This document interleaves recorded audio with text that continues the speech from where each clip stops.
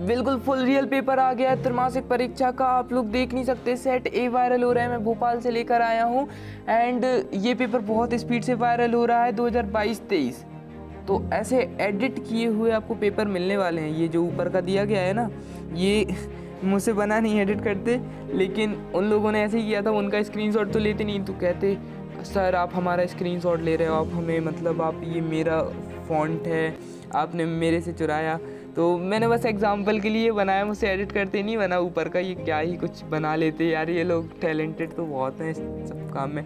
ठीक है, तो मैं आप लोगों के लिए कुछ ऐसे क्वेश्चंस लाया हूँ। मुझे एक सर हैं भोपाली से रिलेट करते हैं। तो सेट, अब अपन को ये पता चल गया है पेपर सेट में आने वाले हैं, तो अब पेपर मिलने की चांसेस बहुत स्पीडली बढ़ जाएंगे, या अगर नहीं भी बढ़ेंगे तो हमारे पास सेट आ जाएंगे जो सेट के अंदर भी सेट रहते हैं गाइस। पता सेट ए है तो उसके अंदर भी सेट रहते हैं, क्योंकि अगर वो सेट वायरल हुआ तो सेट बदल दिया जाता है। तो हम आपको ऐसे क्वेश्चन कंप्लीट करा देंगे। नीचे वही क्वेश्चन रहने वाले हैं कि आपको उन्होंने बोला है कि हाँ इससे आएगा, मतलब काफ़ी परसेंट आएगा।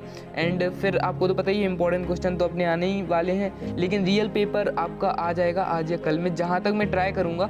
लेकिन उसके लिए आप लोग चैनल सब्सक्राइब कर लीजिए। लेकिन अभी फालतू की वीडियोस से प्लीज़ ही दूर रहो, क्योंकि जैसा अगर आप जिन स्टूडेंट का पेपर फिजिक्स का बिगड़ा है तो वो इन्हीं वीडियोज़ के कारण बिगड़ा है।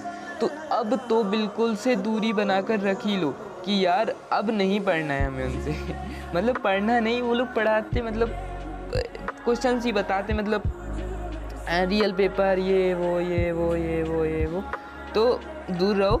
एंड मैं भी सिर्फ 12th पर कॉन्सेंट्रेट कर रहा हूँ, तो ज़्यादा 11th 10th की वीडियोस डालूंगा, लेकिन कॉन्सेंट्रेट तो 12th ही पर रहेगा। ठीक है, ओके, क्योंकि आप लोग से डायरेक्ट कनेक्ट हैं यार, और अच्छा लगता है आप लोगों के साथ मतलब बातें करके वीडियोस बना के। तो बस सपोर्ट करते रहा करो, और चैनल सब्सक्राइब नहीं किया तो वो भी कर लो अभी, क्योंकि अगर रियल पेपर वगैरह कुछ रहा सीन तो मैंने आपको देखो स्टार्टिंग में बता दिया था। देखो पूरे क्वेश्चंस तो वही आया, ट्रांसफॉर्मर आया, पूरी विद्युत आवेश चालकता, वो सजातीय नियम पूरे है ना, और उसके बाद व्हीट स्टोन सेतु हमारा वही आया, डायनेमो पूरा वही आया, उसके बाद एवरेज वाला क्वेश्चन पूरा आया। मतलब ये सोचो कि 90+ बच्चों का पेपर बहुत अच्छा गया, क्योंकि वो बोल रहे थे कि सर हमें तो अभी कुछ स्टूडेंट पता मतलब 30 to 35 स्टूडेंट ये बोल रहे थे कि सर हमें तो यही नहीं पता था डायनेमो, ये LCR परिपथ, ये ट्रांसफॉर्मर ये हमारे सिलेबस में है, क्योंकि उनके सिलेबस में इतना ज़्यादा हुआ ही नहीं था, 3-4 चैप्टर इतना ही हुआ था। एंड उनके स्कूल वगैरह में तो पता ही रहता है फिर कैसा क्या चलता है, मतलब स्कूल एक तो जाते नहीं स्टूडेंट, एंड क्योंकि हाल पता रहता है क्या कुछ रहता है उधर पर। ठीक है, तो मतलब वो लोग नहीं पता था, लेकिन उनने जो वीडियोस देखी लास्ट टाइम की, तो जो मैंने रात को डाली थी एक बड़ी वीडियो, तो उन लोगों ने वो पढ़ के गए और उनका पेपर बहुत अच्छा गया। लास्ट के वो 5 नंबर वाले क्वेश्चन पूरे में पूरे बन गए उन सभी के। ठीक है, तो इस बार भी आपको ये केमिस्ट्री का क्वेश्चन पेपर उससे भी थोड़ा टफ आने वाला है, क्योंकि ऑर्गेनिक इन लोगों ने भर दी है।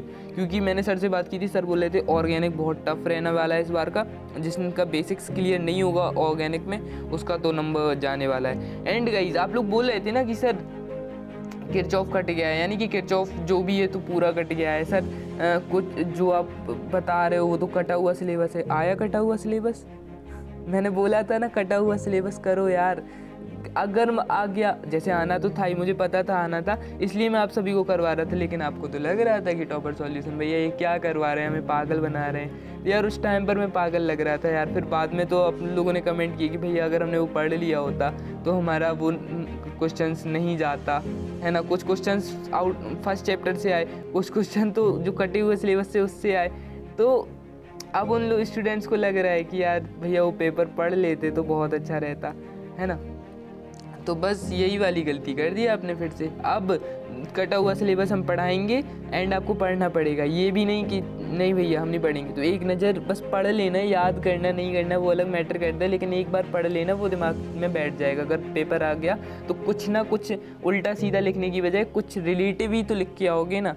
ठीक है, चलो तो यहाँ पर हम लोग अपना पहले ये कर लेते हैं, क्वेश्चंस देख लेते हैं। देखो और एक और बात करनी थी कि जो ऑब्जेक्टिव क्वेश्चंस रहते हैं, ऑब्जेक्टिव क्वेश्चंस बहुत स्टूडेंट्स गलत करके आते हैं, तो इस बार ऑब्जेक्टिव पर भी खास ध्यान देना है। किस प्रकार के ठोस विद्युत चालक अगाध वर्धनीय को तन्य होते हैं। गाइस इन सभी के आंसर्स अभी मुझे ढूंढ पाना बहुत मुश्किल है, तो प्लीज़ आप मुझे इंस्टाग्राम पर DM कर दो यार। जिस किसी के पास भी ये आंसर है तो मुझे वहाँ पर सेंड कर देना, मैं अपना वहाँ पर नंबर दे दूँगा। तो प्लीज़ सेंड कर देना यार प्लीज़। एंड जो भी मेरे व्हाट्सअप ग्रुप्स पर जुड़े हैं, अगर उनके पास है तो प्लीज़ वो सेंड कर देना, उनके पास तो नंबर्स हैं ही, ठीक है। ठोस एक अति कठोर ठोस तथा गलित अवस्था में विद्युत रोधी है और बहुत उच्च ताप पर पिघलता है। यह किस प्रकार का ठोस है, तो वो आंसर जल्दी से ट्राई करना एंड फिर मैं वो क्लियरिटी करके आपको बता दूंगा वीडियोस के द्वारा। ओके, निम्नलिखित में से कौन सी इकाई विलयन की सांद्रता का वाष्प दाब से संबंधित बताने के लिए उपयोगी होती है?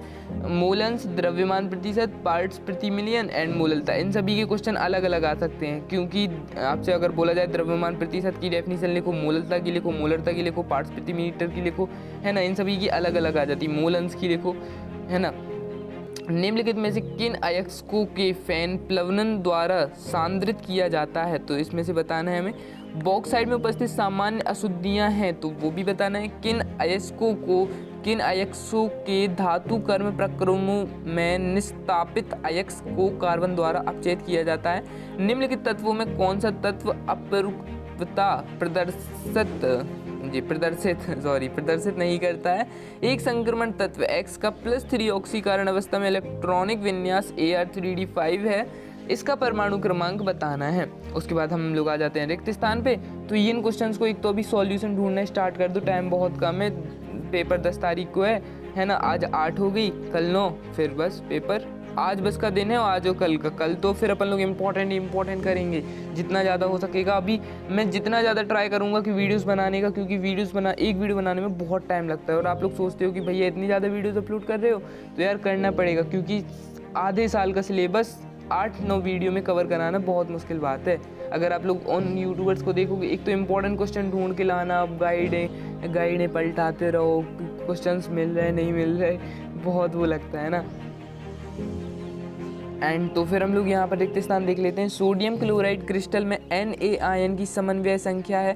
फ्रैंकिल दोष के कारण आयनिक क्रिस्टल का घनत्व हो जाता है। कांच एक किशमिश का फूलना किसके कारण होता है? ये सब फर्स्ट चैप्टर के क्वेश्चन हैं, पता मतलब सेकंड के हैं, लेकिन कुछ क्वेश्चंस फर्स्ट के आएंगे। अब देख लेना 110% फर्स्ट चैप्टर के क्वेश्चन आएंगे ही आएंगे, क्योंकि उसके बिना तो ऑब्जेक्टिव पार्ट अधूरा है। अगर नहीं आते हैं तो और अच्छी बात है, लेकिन आते हैं तो फिर, है ना। हेमेटाइड के लोहे के निष्कर्षण मई चूने का पत्थर का कार्य है। अयस्क में उपस्थित अवांछित पदार्थ जैसे रेत, मिट्टी आदि कहलाते हैं। बॉक्साइड में एल्यूमिना का सांद्रण विधि से किया जाता है। पी ब्लॉक में तत्वों का सामान्य विन्यास है। सही जोड़ी बनाइए। अंत केंद्रित घनीय जालक, फ्रैंकिल दोष, एंट्री फ्रीज, जिंक अयस्क, लोहे अयस्क, Cu+ Fe+2 हास्य गैस। उसके बाद यहाँ पर हमारा हो जाता है कंप्लीट। एंड उसके बाद एक शब्द वाक्य में उत्तर। डोपिंग की परिभाषा लिखिए। शॉर्ट की दोष की 2 उदाहरण लिखिए। SIC किस प्रकार का डोज है?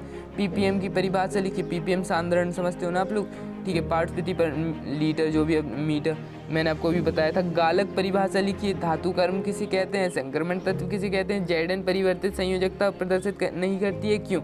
अब और एक और कि आप लोग सोचोगे भैया ये तो रियल पेपर है ही नहीं, क्यों नहीं करें?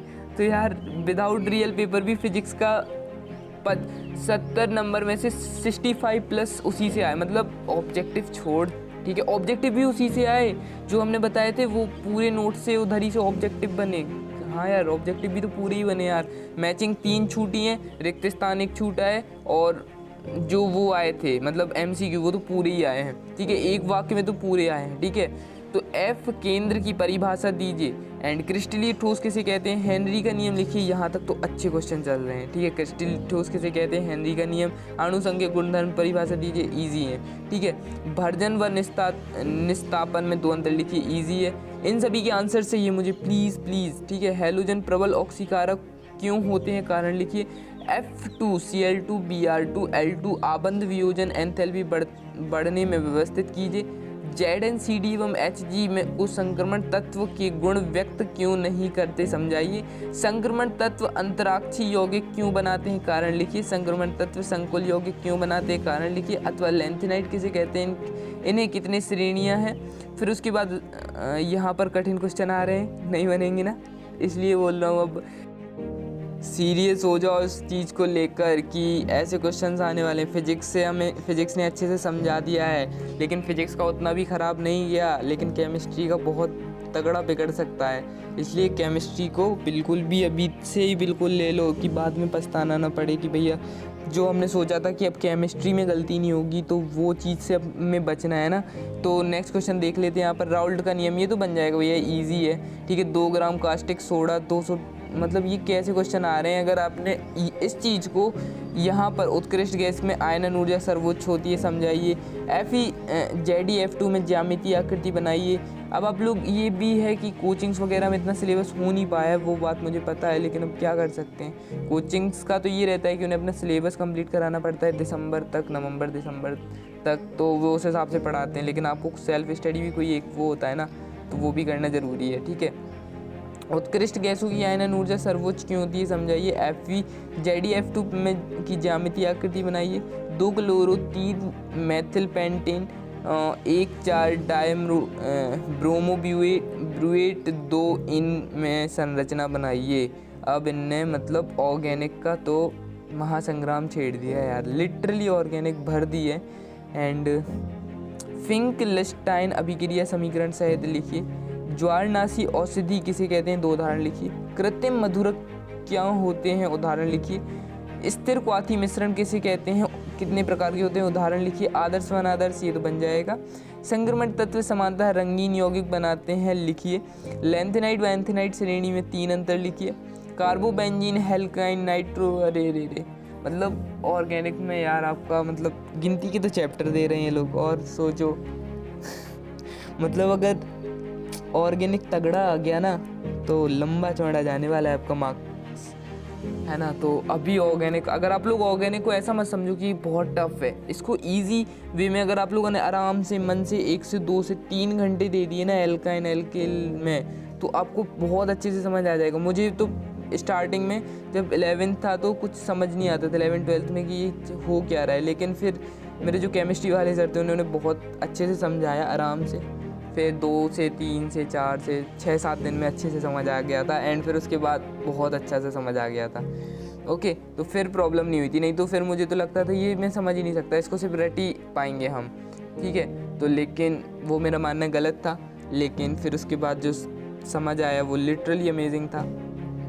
ठीक है, इसके बाद हम लोग बात करते हैं निम्न अभिक्रियाओं की पूरा करने। यहाँ पर अभिक्रियाएं हमें बनाना है, यानी कि जैसे हम बनाते हैं अभिक्रियाएं। ठीक है, निम्न के उदाहरण से समझाइए। एंटा एसिड, फिर उसके बाद ये निम्न के उदाहरण से समझाइए। धनात्मक उपमार्जक, ऋणात्मक उपमार्जक। वाष्प दाब में अपेक्षिक अवनमन से आप क्या समझते हैं, इसकी सहायता से किस अवाष्पशील विलेय का अनुभार किस प्रकार ज्ञात करते हैं। फिर उसके बाद ये लंबा चौड़ा क्वेश्चन। फिर उसके बाद समूह 15 के तत्वों में हाइड्राइड व व्यवहार निम्न बिंदुओं पर समझाना है। नाम, सूत्र, क्षारीय गुण, उत्चयक, बंध गुण। 4 नंबर में उन लोगों ने 2-3 पेज का क्वेश्चन पूछ लिया।